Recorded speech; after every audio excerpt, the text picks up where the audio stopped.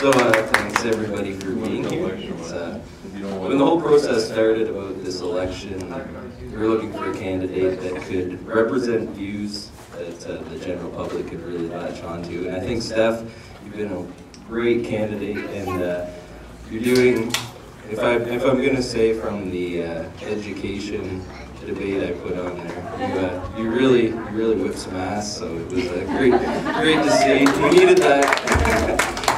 But all the best, and if everybody can continue to support her, I think we're going to have a great outcome. So, Steph, here you go. Thank you.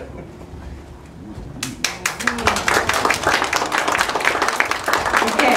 Oh, thanks, James, for the introduction, and I have to thank my team, Bob and Barb and Amy and Sarah, my Aunt Kathy, Jim, somewhere. There he is. There's an echo. I'm probably missing people.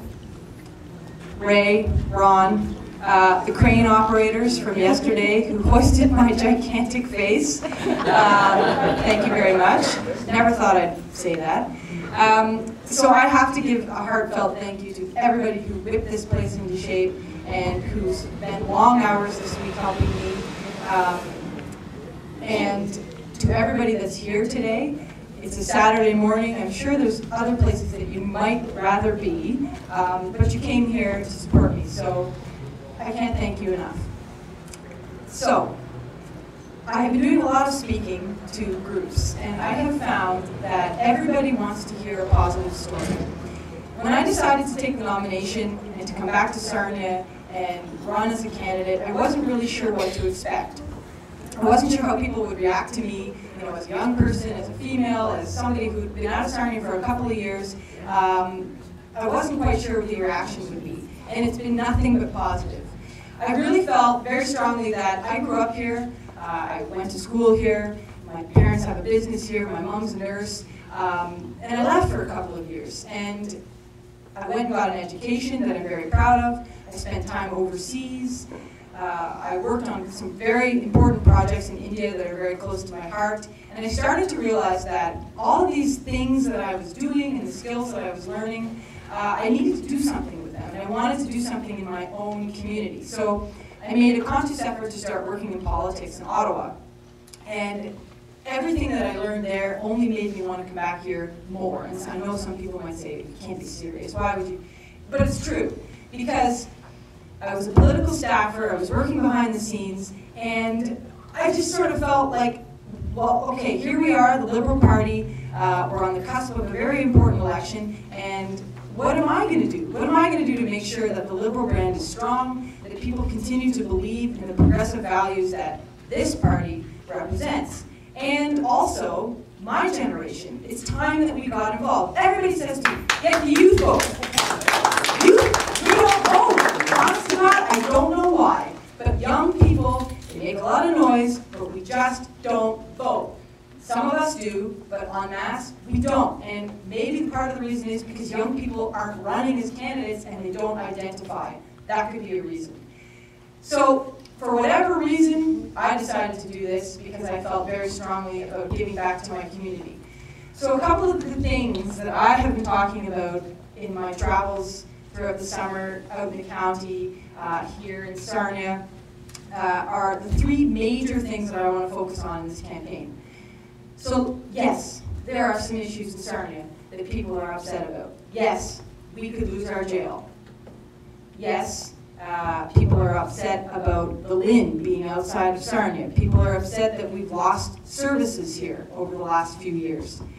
But I'm still running. I'm not going to back away just because the waters are a little bit choppy. I have nothing to hide when it comes to these issues, and I firmly believe that we need a candidate who is strong, that is going to stand up for Sarnia no matter what the issue, no matter what party that they stand for, and fight for this community. And I certainly think in the last 4 years, we haven't had that.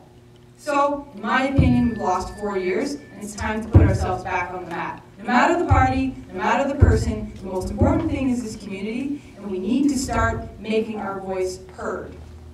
Andy's here today. And I'm happy that he's here. Yeah, we're running against each other, right?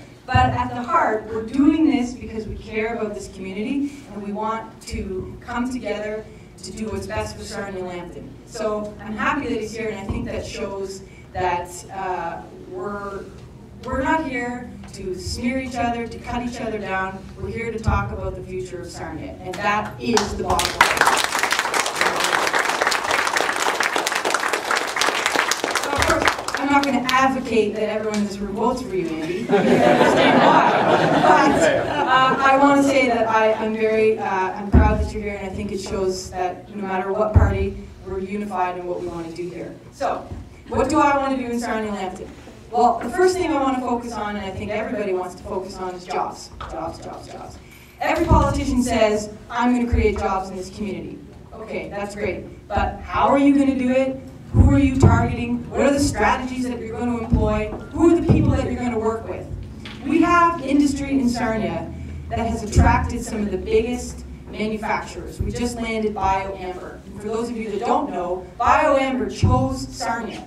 They could have gone to Iowa, they could have gone somewhere in the States outside of Iowa, they could have gone somewhere else in Ontario, but they chose Sarnia because we have the resources here, we have the infrastructure here, we have the safety infrastructure, and the province got on board with $15 million to make sure that BioAmber came to Sarnia. So what does that mean? Well, that means that Sarnia Lambton has what it takes to be an energy hub in production, in manufacturing, and in research. And that's something that I really want to focus on. We've been given the tools by way of the Green Energy Act, by way of the Long-Term Energy Plan, and because of Premier Dalton's vision for the future. We're not just talking about pocketbook issues or reactionary politics. We're talking about the future. So, we need a face that's going to go out and fight to bring that here into Sarnia Lambton, because we're a willing host. We have people that work very hard on a daily basis to market Sarnia Lambton, to rebrand us as not just Chemical Valley, with a bunch of people that work, in the refineries. We are people that do research. We are specialized in safety. We have skilled laborers. We're ready. So that's something that I really want to talk about and focus on in Sarnia. The second thing I want to talk about is education and healthcare. Now, for those of you who have seen the education debate, I'm very proud of what I did there. Thank you. Bob Bailey didn't show up. So there's something else that we really need to consider. Education is the foundation of our economy. It creates our workforce. It brands Ontario as the place to be educated.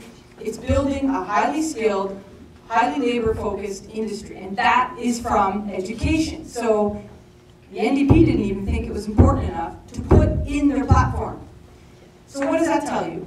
This is the only party that cares about the education of our workforce and our kids. And as your MPP in Sarnia Lambton, I will make sure that that is top of mind in every policy, in every labor strategy. We need to focus on education. So I want to protect that because I think it's at risk with a Tory government.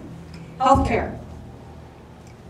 The need for healthcare is growing. It's not shrinking. And a lot of people talk about, well, we're going to cut taxes in this, and we'll give you a break at the pumps. You know what? I'm a taxpayer, and I use gas. But the question is, if you take revenue off of one source, you need to find it somewhere else. Everybody knows that when they balance their home budget. If you're not spending money somewhere, you're spending it somewhere else. If somebody loses their job, the money's got to come and cuts have to be made. So it only stands to reason that, sure, we'll give you a couple of dollars of a break at the pumps, but you're going to find it somewhere else. That's a reality. And what I'm afraid of is we're going to find it in our healthcare, or we'll find it in our education, or our cultural services, or the municipalities will see themselves straddled with higher property taxes. It's going to come from somewhere. We need to start asking our opposition those questions. Where are you going to find it? So, healthcare needs more investment. Not just frontline healthcare, not just throwing money into the hospitals. We need to put it in the community. We need to work on family health teams, nurse practitioners. We need to put nurses on the ground. We're bringing house calls back. Why? Because we want people to stay in their homes. There's so many strategies that we need to employ to bring down wait times. It's not just one strategy of canceling all the LHINs, putting money in frontline healthcare. We did that before, and it didn't work. So why would we do it again? We've seen the movie. Why are we going to pay for it again? It just doesn't make any sense. So healthcare needs an open dialogue. It needs strategy. It needs creativity. It doesn't need cuts. It doesn't need money just to be thrown in its face. It needs an adult conversation, and it needs support. The third thing in Sarnia-Lambton is culture and tourism. That's a big word. What does culture mean? It's not just art. It's food. It's travel. It's it's tourism. It's agriculture. It's all of those things that make a community thrive. It's the things that you do on a Friday night or a Saturday afternoon instead of just going to work every day. So I was at Art and Park this morning. This is culture. This is people feeling like they belong in Sarnia. So we need to put more money behind our cultural infrastructure. We need to talk about our agricultural sector and bringing local food into the city of Sarnia. I want to see partnerships with restaurants. It's already starting. We have Blackwater that carries Blue Water Beef and I think Laura's Pork, correct me if I'm wrong, Tim, Purdy's Fish.